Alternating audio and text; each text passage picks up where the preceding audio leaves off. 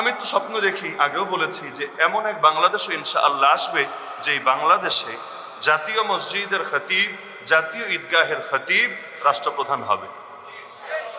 কারণ আল্লাহ রসুলের জামানাতে এটাই সুন্নাহ ছিল, আবু বকর, ওমর, ওসমান, আলীর জামানাতে এটাই সুন্নাহ ছিল।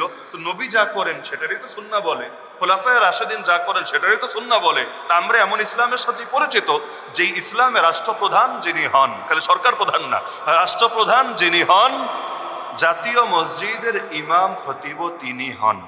পাঁচ ওয়াক্ত যদি পড়াতে নাও পারেন, ব্যস্ত থাকতেই পারে, সফর থাকতেই পারে, অন্তত জুম্মার নামাজ, এমনকি হানাফি মাযহাবের যে কোনো মাসালার কিতাব, ফতোয়ার কিতাব খুললে দেখবেন জুমা এবং ঈদ বৈধ হওয়ার জন্য একটা শর্ত আছে।